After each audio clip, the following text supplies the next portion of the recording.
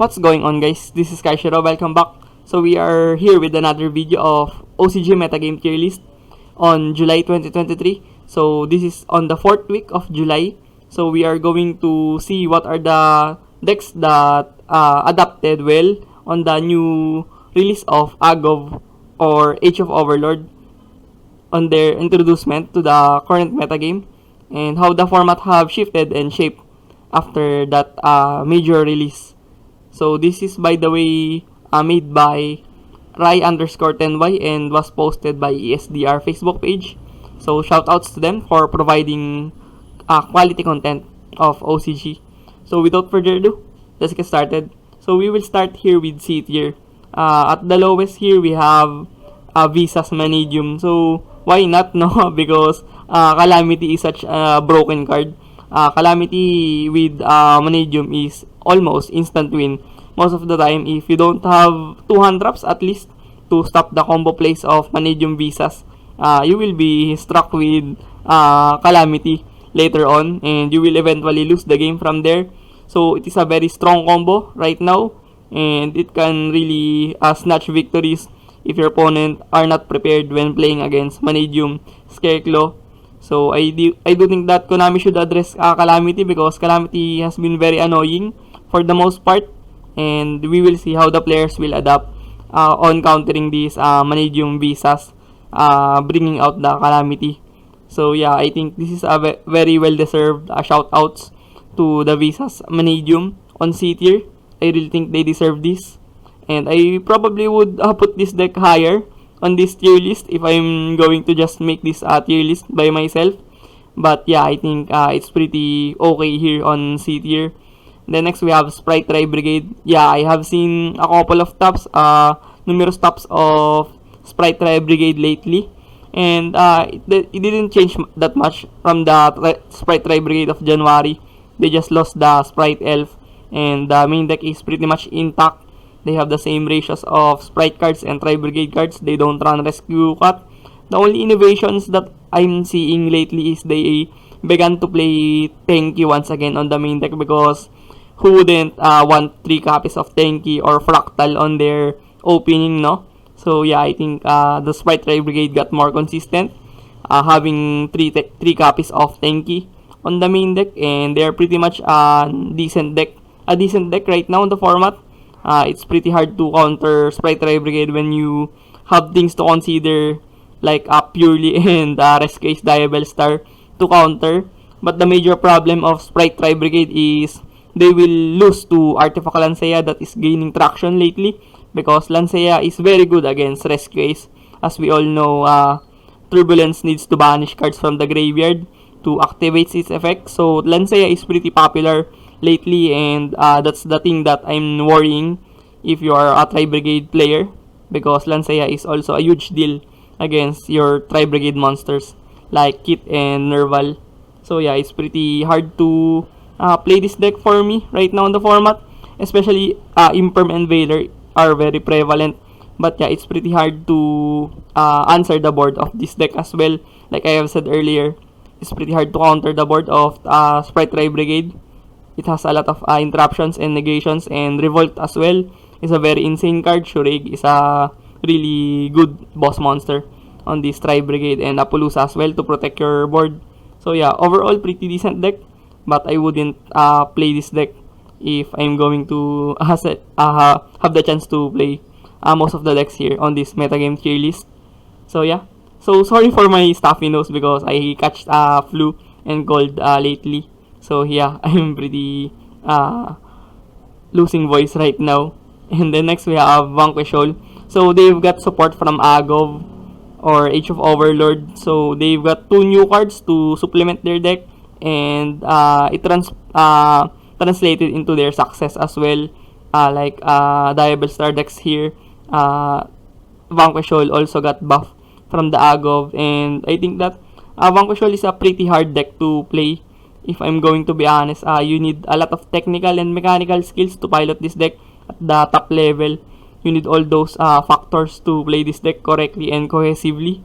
If you don't have the correct amount of technical and mechanical prowess to play this deck, I don't think you should pilot this deck it requires a lot of skill to play this deck at the top level, to top this deck. So yeah, I don't recommend it with very most people, but if you are skillful at the game, you know that you are capable of being mechanically good on this game, you should definitely give Vanquishol a shot, because it is a very rewarding deck for the skillful players. You need to think a lot of this deck, whether you use those cards like Ghost Bell Maxi as your reveal, or you may use them as your hand traps. So it's very technical. There's a lot of technical plays that you should consider when playing Vanquishol, and it's also not that explosive, so you need to be careful on managing your resources or using your interruptions. So yeah, it's pretty hard to play this deck for me. But yeah, nonetheless, this is a very good deck on the C tier. And then moving on, we have Exosister. I don't think Exosister should be B tier on this list. Maybe because we have things like Diabell Star, the Sinful Spoils, and then Tear Laments as well. And then the Earth Good Stuff, Adamantipator Earth Good Stuff, and Tri Brigade. There's a lot of graveyard interactions on this metagame tier list. So maybe they put Exosister on B tier because of the matchup spread on the current metagame. But I don't think it is a B tier worthy deck right now on the format. I do think that Vanquishol is kinda stronger than Exosister as for my own comprehension. But yeah, I do think that Exosister is still a pretty decent and a very solid choice when you consider the fact that you are going to play against Tear Laments and Earth Good Stuff and Tri Brigade. So yeah, Exosister can be very good on stopping those graveyard interactions. And also the Magnifica and Returnia are very insane. It can also banish up to 4 times on a single turn, and I don't know any of the decks here that can survive that, to be honest. But the problem of this deck is it is very prone to hand traps. Right now, I thought that many players ditch their Aratama on this Exosister list because it is very prone to Imperm and Veiler. So yeah, I think Ash Blossom also devastates this deck, to be honest. So yeah, I think it's pretty what do you call this? It's pretty hard to tell that Exosister can shine on this format if they are that prone to many hand traps. But yeah, I think this is still a decent deck on this B tier. But I would put this on C tier if I'm going to change this tier list. Moving on, we have Adamantipator Earth Good Stuff. So we have seen how powerful this deck on the Duelist Cup main event lately, with Wang Chaching, the World Champion 2018 and runner-up 2019, piloted this deck on that tournament. On the round 1, we have seen how dominant this deck can be, even if they are playing around Maxi and any of those things. It can play around all of the types of hand traps, and it can also deck out your opponent if you are going to maximize the special summoning of this deck, if you are opting to challenge the Maxi. So yeah, it's pretty strong combo deck right now on the format. It can set up a billion of negates on the format, and also the mill variants of this deck can be very random at times, but it rewards the luck factor of this game, to be honest. When you're playing mill type of decks like Adamantipator Earth Good Stuff, you need to pray hard to mill good cards, to be honest, like Tear Laments. But yeah, I think that it is a pretty solid combo deck right now in the format. If we are going to consider the combo deck state on the previous metagame and currently, we may say that combo decks gained some traction or buff from the release of AGOV. They have introduced a lot of good cards to supplement the combo decks, like the Diabell Star. They now have protections from board wipe cards and other negating cards with the trap card of Sinful Spoils from the Diabell Star. So yeah, I think combo decks are more viable than ever right now from the previous formats. So yeah, I think it's pretty solid here on the B tier. And next we have Branded. So Branded is still here. Even on 2021, we have Branded already.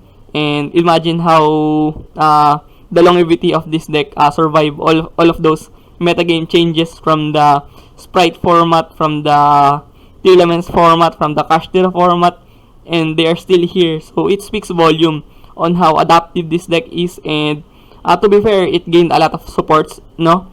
They have been the main protagonist of the previous OCG structure storyline, the lore of the OCG structures, focusing on Branded and Dogmatica, those Alba stuff. So yeah, they've pretty well set deck from that moment if they have many supports from those previous sets. But yeah, it is still a solid deck right now in the format. Mirror Jade is very insane, Gugnol is very insane, and also this deck can also be adaptive because it's quite a mid-range type of deck. You can just cater your hand traps on the main deck to answer the meta-relevant decks here. So yeah, it's pretty good. It can go second. The bad thing on this deck is it hardly loses to Ash Blossom, but so is Exorcister and other decks here. So yeah, I think that Branded should be a little bit higher. I would put this Branded on A tier if I'm going to make this tier list. But yeah, I think B tier Branded is a pretty solid choice here on this tier list. And the next we have on A tier, we have Labyrinth here. So we all thought that release of Arias will definitely break the Labyrinth archetype or deck as a whole, because on paper it's a very strong card. It really enables a lot of trap card interactions with the Labyrinth. It made the deck more faster. But yeah, as far as I'm seeing right now, many players are still iffy or tentative on playing the Arias. On Labyrinth, many players are still playing with the furniture standard build of Labyrinth with those Unchained monsters on the extra deck and the main deck. So yeah, it's pretty tough call right now to really tell that the Arias are helping the Labyrinth entirely. But for now, I will put this deck on pedestal on A tier because it has a lot of potential if players are adaptive or innovative on playing Arias on this Labyrinth. If they will create a deck list, a standard deck list that will elevate the level of Labyrinth towards this metagame. But right now, yeah, I think this is a solid A tier deck on this format. I would like to put Labyrinth higher on this tier list because it is a very considerable good meta deck right now in the format. But yeah, it's pretty weaker than those S tier decks here on this metagame chart. So yeah, next we have Runic. I don't think it is higher than Labyrinth, to be honest. Runic can be very slow on multiple occasions, especially when you don't draw the nuts or the starters of Runic and you don't have that much to do using Runic. I think it's a pretty weak deck. But when you consider the fact that many players are answering Rescue Ace, purely answering Tierlist, answering Labyrinth, players are not respecting Runic enough, to be honest. That's where the time that Runic shines, on my opinion, because if players don't respect Runic, they don't run Cosmic Cyclone, they don't run Evenly, they don't run those back row hate cards, I do think that Runic will definitely snatch victories from all of these decks here on the metagame, because the decking out mechanics of Runic is very insane. It can definitely stall, and it can definitely deck out, and it can win on time as well with the life point gain of Runic. So it's very toxic and cancerous on the same note. But yeah, I do think that Runic is still a very relevant deck here on this metagame tier list. Many players will definitely count the deck out on this particular metagame, especially you have decks like Rescue Ace and purely dominating this meta right now post AGOV. But yeah, I think Runic has a space, or Runic should be mentioned here on this metagame tier list. So yeah, I think Labyrinth should be higher than Runic, but nonetheless Runic is a pretty solid A tier deck here on this tier list. Then moving on towards the S tier, we have Sinful Spoils tier elements, or the Diable Star tier elements. So yeah, I think it really buffed the tier elements. They now have more options to play this deck. The ceiling of this deck got higher, and they now have more tangibles to play out with the tier elements. So yeah, it really helped the tier elements as well. and I think it is a pretty solid choice here for S tier. It is also a deck that requires a lot of skill factor and luck as well if you are going to consider the milling potential of this deck. So yeah, I think it's pretty exciting to see how Tierlaments will still conquer and dominate this very late introduction of Diable Star towards the July. And I think that players will really cope and adapt with Tierlaments because they have been doing that for almost 2 years now. No, they have playing Tierlaments all the time. It's pretty a rough 2 year of Tierlaments dominating the OCG metagame, and I don't think it will change sooner than later if Konami will not address the correct cards to hit on these Tierlaments. Players will still adapt and conquer this meta because they love the Tierlaments so much, even this date of 2023. So yeah, I think Tierlaments is pretty solid here on the S tier, but I do think, yes, Purely is stronger than Tierlaments for me. Many players like Kuki Kosaka and the current Japan Championship champion are playing Purely right now. So they trust this deck with their might on this meta. So who am I to judge that and counterfeit that? So if top players are trusting their guts or career for this Purely deck here, I think that speaks volume on how reliable this deck is, because Purely won so much on big events lately. You have the Duelist Cup main event, Purely won that tournament, as well as on TCG. Purely is still very dominant lately. Purely also gained traction on TCG, so it speaks volume on how versatile this deck is. Even with R1 Sleepy Memory, R1 Delicious Memory, it can really cope and adapt on the current meta. So yeah, I think S tier Purely is very correct here. And yeah, I think Purely should be regarded as one of the best decks because they have been very successful lately. And the next we have Rescue Ace, Sinful Spoil. So yeah, I think it's not a contest right now. I think that this is the best deck. I've been saying that for almost 2 weeks right now. Sinful Spoils on Rescue Ace is very insane. It made the deck more consistent, and it helped the deck improve their ceiling and overall capacity, because now they have searchers to work around when playing the Sinful Spoils on this deck, and it improved their consistency. And Rescue Ace has been consistent from before. They have Hydrant, Airlifter, and Emergency. And with Diable Star, they are now the most consistent deck out of all these decks here on this tier list. So yeah, it's really a high time to say that Sinful Spoils Rescue Ace is the best deck on this tier list. But it's pretty diverse, to be honest. It's not that much of difference with these 3 decks here, like Sinful Spoils Tierlaments and Purely, and Sinful Spoils Rescue Ace. I think it's not that of a big deal to differentiate and gap these decks on this S tier. I think they're pretty much even on in terms of power. But yeah, I think Sinful Spoils Rescue Ace edges out the competition with their consistency and overall resiliency. So yeah, at S tier we have Sinful Spoils Rescue Ace. So short recap, at C tier we have Visa's Manidium. At C tier we have Sprite Rare Brigade and Vanquish All. On B tier we have Exosister and Earth Good Stuff and Branded. On A tier we have Runic and Labyrinth. On S tier we have Sinful Spoils Tierlaments and Purely, and Sinful Spoils Rescue Ace. So that sums up our video today. Thank you for watching, and sorry again for my petty voice right now. I hope I do well and get better on the following days and weeks. So thank you for watching. Hit the subscribe button if you're not yet subscribed on my YouTube channel, and hit the like button if you like this kind of content. See you on the next one. Peace.